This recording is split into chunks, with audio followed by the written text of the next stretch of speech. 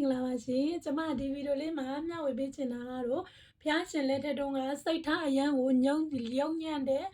ဘောနော်မုတ်ဆိုးတူရဲ့အကြောင်းကိုမျှဝေပေးချင်ပါတယ်သူကဘယ်လိုမျိုးကောက်ကျစ်ယုံညံ့လဲဆိုလို့ရှိရင်အလကားနေတဲ့သူ့အတူဆွမ်းခံလာတဲ့ယဟန်တစ်ပါးကိုသူက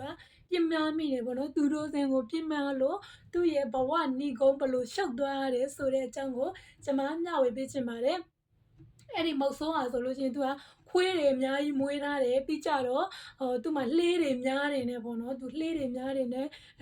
အဲ့လိုမျိုးတရဝါတွေကိုတတ်ဖြတ်နေတဲ့မုတ်ဆိုးဟာအဲ့တချိန်မှာအဲ့ချိန်မှာပဲသူရဆောက်တင်နေတဲ့ယဟန်တပားကနေပြီးတော့စမ်းခံကြွလာတာပေါ့နော်ကြွလာတဲ့ယဟန်ကိုသူကသူ့ရဲ့မကောင်းတဲ့စိတ်ပေါ့နော်မကောင်းတဲ့စိတ်နဲ့သူ့ဟာသူဖြစ်နေတာသူသွားခါနေကိုအမှဖုန်းကြီးနဲ့တွေ့တော့ရဟန်းနဲ့တွေ့တော့လာပြီးကတုံးနေပေါ့နော်တောင်းစားဖို့လာပြီးဘာမှလည်းမဟုတ်ပေးနဲ့ပေါ့နော်အဲ့လိုမျိုးရဟန်းကိုသူကညှို့ငွေဖွေတယ်ပြီးကြတော့ဒီနေ့ကတော့ဘာမှရမှာမဟုတ်ဘူးတပြိုက်တောက်နဲ့ပေါ့နော်သူ့အထင်နဲ့သူ့အထင်နဲ့သူ့အမြင်နဲ့လို့သူတို့စင်ကိုသူပြစ်မှားတာပေါ့နော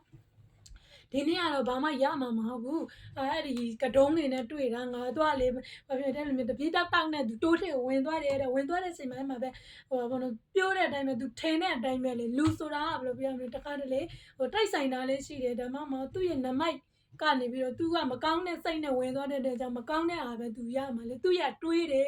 ဒီကနေ तू များကိုဒုက္ခပေးဖို့ပဲ तू တွေးနေတဲ့တဲ့ကြောင့် तू မှာအဲ့လိုမျိုးမကောင်းတဲ့အကျက်စိတ်တွေနဲ့ဝင်သွားတဲ့တဲ့ကြောင့် तू ကမရလာဘူးအဲ့ချိန်မှာမရလာတဲ့အချိန်မှာပြန်ထွက်လာပေါ့နော်ပြန်ထွက်လာတဲ့အချိန်မှာ तू ခွေးတောက်နဲ့ तू ပြန်ထွက်လာအဲ့မှာ तू တို့စဲဒီရဟန်းနဲ့ထပ်တွေ့ပါလေရောတဲ့တွေ့တော့ဒီကတုံးနဲ့ပေါ့နော်သွားလေးတွေ့ပြန်လေးတွေ့ပေါ့နော်မင်္ဂလာကိုမရှိဘူးဆိုပြီးတော့မှခွေးတွေနဲ့ရှူးတိုက်တာတဲ့ရှူးတိုက်တော့မှပဲရဟန်းကပြောတော့တခါကြီးမလုံးနဲ့ပေါ့နော်ဒါမလုံးရတဲ့အရာတခါကြီးနဲ့ပေါ့နော်ဦးစဲနဲ့ကလေဘာမှလည်းရန်ညွန့်ရန်စားလေးရှိတာမဟုတ်ဘူးတခါကြီးဒီလိုမလောက်တဲ့ဘူးလို့ချိန်တောင်းမှန်နဲ့ပြောဆိုဆုံးမတယ်ဘလို့မှမရဘူးလေရောင်းရတဲ့လူကသူတို့စင်မသူတို့ကောင်းမှစိတ်ကားအဲ့လိုဖြစ်နေတာဆိုတော့သူမှခွေးတိုက်တန်းမှာအဲ့မှာရဟန်းကလေးပေါ့နော်ရဟန်းကလေးဘလို့မှပြောလို့မရတဲ့အချိန်မှာသူ့အတက်ကိုလုဖို့ဖြစ်လာတဲ့အချိန်မှာအရက်တရက်လောက်မြင်တဲ့တိတ်ပင်တက်ကိုရဟန်းကအဲ့လိုမျိုးပြင်းလာလေးတက်ပြီးတော့သူအဲ့ဒီခွေးတွေရန်ကနေပြီးတော့သူကာကွယ်တယ်ပေါ့နော်ကာကွယ်တဲ့အချိန်မှာအဲ့ချိန်မှာမုတ်ဆူအနောက်နဲ့မတက်နိုင်မှုရဟန်းကိုအမသူ့မှာပါလာတဲ့ဘုံတို့ဒီမြားတယ်လေးတွေနဲ့ခြေထောက်တွေကိုထိုး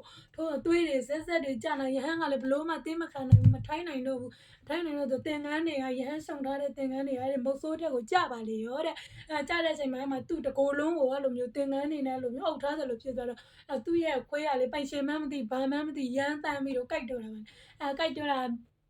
အဲ့ချိန်မှာသူ့ရဲ့မကောင်းမှုတန်တွေကချင်းချင်းကိုဘယ်လိုပြောရမလဲချင်းချင်းကိုအကျိုးပေးနေတာပေါ့နော်သူတို့စင်ကိုပြစ်မှားတာလေသူ့ဘာသူနေတဲ့ရဟန်းကိုတွားပြီးတော့ပြစ်မှားတယ်ချင်းချင်းကိုအဲ့လိုပြစ်မှားရမှာရဟန်းကလည်းနောက်တတိဝင်လာတော့မှတစ်ကိတ်လေးရှိုးပြီးတော့မှခွေးတွေကိုချောင်းလိုက်တဲ့အချိန်မှာခွေးတွေကသူ့တခင်ကိုသူတို့ကိုက်မိသွားပြီဆိုပြီးကြောက်လက်နဲ့ထွက်ပြီးအဲ့အချိန်မှာပဲသူ့စားနဲ့သူမာလကီယာကိုတွားတာပေါ့နော်စိတ်ထားရောက်နေတဲ့လူကနောက်ဆုံးမှသူမာလကီယာကိုသူ့စရိတ်နဲ့သူတွားရတာပေါ့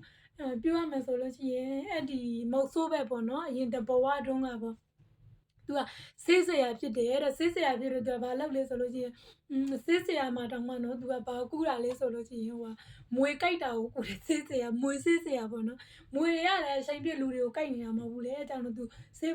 ဆေးကူးရှင်တော့သူမှကြံပန်းလေးတွေလောက်ရမှာပေါ့နော်ရွက်တရွာကိုရောက်သွားတဲ့အချိန်မှာခလေးတောက်ကလိုမျိုးတစ်ပင်တပင်ရဲ့အောက်မှာဆို့ကစားနေတာတဲ့ဆို့ကစားနေတဲ့ခလေးအောက်ထဲမှ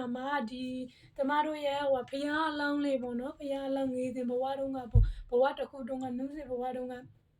ဘဝတစ်ခုအဲ့ချိန်မှာဆိုမောဆေးဆရာပြောတာပေါ့ပေါ့နော်မင်းတို့လို့စိုးနေတာငှက်တယ်လို့ချင်လားဒီအပင်ပေါ်မှာငှက်သိပ်ရှိတယ်ဒါခုနကတော့မှပေါ့နော်ဦးလေးကငှက်တကောင်မြင်လိုက်သေးတယ်မှဒီအခေါင်းထဲမှာကြည့်တယ်မင်းသွားနှိပ်ပါလားကြီးသိပ်ရှိတယ်ဆိုပြီးတော့မျိုးလိုင်းညာပြီးတော့သူဆေးကူးရှင်လို့ပြောတော့ဦးလေးဒီယောက်ကနေပြီးတော့ဒီလိုမျိုးမို့ပြီးတော့ကြည့်နေမယ်မင်းတက်သွားလိုက်ဆိုပြီးတော့တက်သွားတဲ့ကလေးကဖျားလောင်းကလေးဆိုတော့ဉာဏ်ပညာနဲ့ပြည့်စုံတယ်လေဖျားလောင်းတို့မိဒီမှာဘယ်နေရာမှာပဲရောက်သူကတတိလက်လွတ်မနေဘူးအမြဲတမ်းကိုတတိကတ်တယ်ပေါ့နော်တာမန်ကလေးတွေနဲ့မတူသူ့ရဲ့တတိကအမြဲတမ်းရှိနေတာဆိုတော့အဲ့မှာနှိုက်လိုက်တဲ့အချိန်မှာခေါင်းကိုအဲ့လိုမျိုးကိုင်မိတာပေါ့နော်ခေါင်းကိုကိုင်မိတဲ့အချိန်မှာအဲ့မှာဘုရားလောင်းကမွေးဆိုတာသိပြီးတော့သူကအောက်ကိုပြစ်ချလိုက်ပါရဲ့အဲ့ချိန်မှာဆေးဆရာကြီးကလည်းဆေးကူရှင်ပြီးတော့အဲ့လိုမျိုးဝမ်းသာနဲ့လို့မျိုးကြည့်နေအဲ့မှာသူ့ရဲ့မွေကနေပြီးတော့သူ့ခန္ဓာကိုကြောက်ပြီးလေဘင်းကိုပတ်ပြီးတော့နဖူးကိုတောက်လိုက်တယ်အဲ့မှာသူကမာလကီယာတော့ပါလေအဲ့ကြောင့် သူများကိုမကူရဘဲနဲ့သူ့ကိုသူတော့ဆေးမမီလိုက်ဘဲနဲ့သူမာလကီယာကိုသွားတယ်အဲကြောင့်မသူတို့စင်သူတို့ကောင်းတွေကိုပြမတဲ့လူကလောကကြီးကနေပြီးတော့အဲ့လိုမျိုးကြည့်မနေပါဘူးသူ့လိုမာလကီယာကိုသွားမှာဆိုတော့ဘဝစံကြောင်းမလှတဲ့ပုံလေးကိုကျွန်မဒီပုံပြင်လေးတွေနဲ့မျှဝေပေးလိုက်ပါတယ်ကဲအားလုံးပဲလူလိုက်လူညာလူကောက်မသူတို့တွေနဲ့ကင်းဝေးကြပါစေလို့ကျွန်မဒီဗီဒီယိုလေးကနေပြီးတော့မေတ္တာပို့လိုက်ပါတယ်အားလုံးကျမ်းမာချမ်းသာကြပါစေ